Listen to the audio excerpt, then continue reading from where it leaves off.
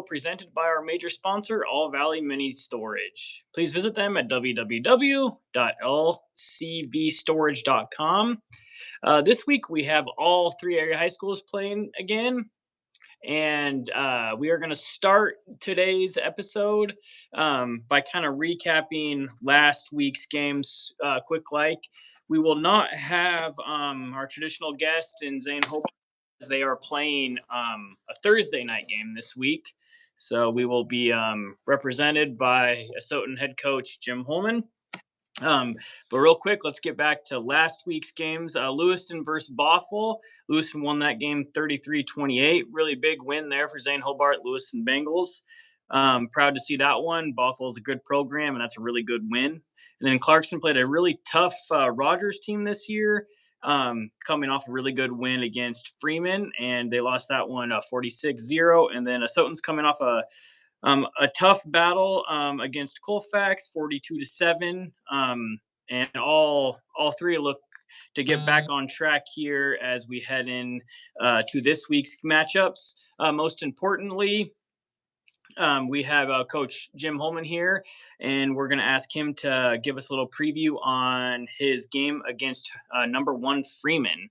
So, Coach, how's it going? Not bad, not bad. Good. Well, real quick, let's just recap the good, the bad, all that of the Colfax game, and then we'll jump into your anticipation and what to expect from Freeman. Yeah, the bad, I guess, is that I just don't feel like we were ready to play for whatever reason, whether we overlooked Colfax, despite our coach's best efforts to not have our kids do that, or we just kind of seemed flat. Kind of just went through the motions. It was an odd game for us, and Colfax is ready to go. They had some retribution on their mind, so really credit to them for being ready to go, having their guys ready, and they were definitely the better team Friday night. I think the good for us is hopefully we learn from that. We knew coming in the season it was going to be some growing pains, with our younger guys, and I think we're starting to feel a little more confident where we are and what we're doing. I think I track, but it doesn't get any easier this weekend against the number 1 Freeman. I think it's a good test for us as we head to league play. I said we beat them last year. I'm sure they also have retribution on their mind. So I think it's going to be a real stretch of. It's going to be the first of a stretch of 6 critical games for us to see if we can get ourselves in the postseason. Yeah. So to touch on Freeman a little bit, what traditionally have they done? What's kind of the same? What have you seen on film that maybe some Panther fans can look, know their quarterback's back, got a good receiver, kind of let us know maybe some guys to look out for there.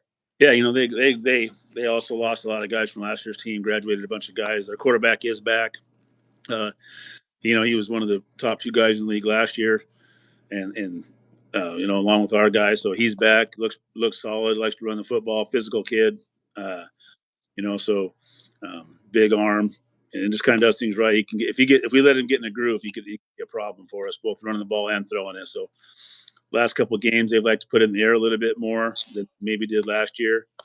So there's kind of some variables in there, but it all goes through him for sure.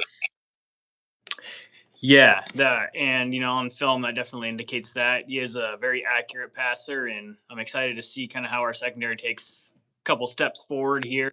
Best for them, and then also making sure we can keep containment a little better this week as we kind of struggle with that in the last couple. So, anything else you'd like to add about the Freeman game?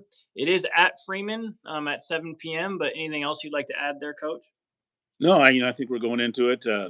I think our big focus defensively, we're giving up a ton of points, way too many points. So trying out some new things this week and hopefully getting guys in the right spots. And, I think my biggest wish is just to try to eliminate the big plays. That's really what it's come down to.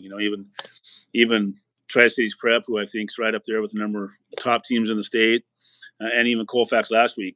A lot of the points, I would say most of the points we've given up is on big plays, whether that's missed assignments or lack of tackling. So I'm really, really hoping we can step up and at least limit big plays.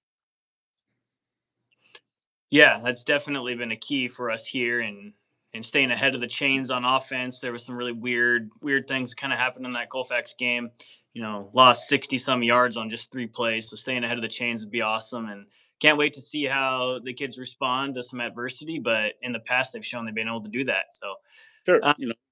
Keep telling them this is a process. So ultimately, we need to be, we're going to be in a situation week 10 to have a play-in game for the playoffs. And ultimately, it's about trending towards that and hitting on all cylinders by week 10. So hopefully we can check off some wins on the way there.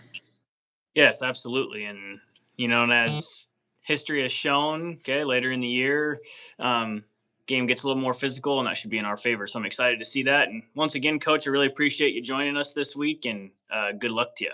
Thank you. All right. We'll see you later. Yeah. All right, fans, I just want to make sure that we do touch on our other 2 area high schools that are going to be battling this week. Like we said, the Lewiston Bengals are taking on Rigby tonight, right now, or here in a little bit. And very excited to see how Coach Hobart's team is prepared to play there. Sounds like they get to play pretty cool in a cool atmosphere. They're playing at Grizzly Stadium up there in Montana. So that should be a really cool event for his players and the fans. So I hope they can enjoy that one and get another really good win there for the Lewiston Bengals. And another game, Clarkston. Clarkston is playing at Omak this week. Look forward to them to get on track and really battle their butts off and see if they can get a W for Clarkston, get their first win of the year, and then also get Kyle Fox's first win as a head coach and as the Clarkston Bantams head coach. So I'm excited to see that, rooting for both of those programs to go out and get some success this week. And then obviously we're going to be rooting our tails off for the Asotin Panthers as they take on number 1 Freeman. And like I said, can't wait to see and recap next week and see how all of these teams have done.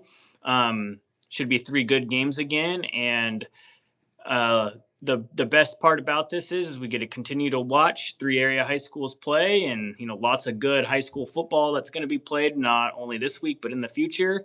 So if you are looking for something to do and can't get up to Freeman or Omak or the Grizzlies Stadium there for the Lewiston game, try and find both the Clarkston and the Asotin game on NFHS or any other streaming service that might be available. And then also follow along with the Clarkston Bantams as they are usually on the radio there, and listen to Robert Hagan give you a really good play-by-play.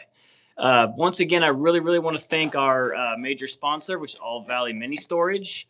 And you can see them and visit them at www.lcvstorage.com. All right, Beyond the Scoreboard fans, I can't wait to next week and recap some good high school football, and we will see you then. Have a good one.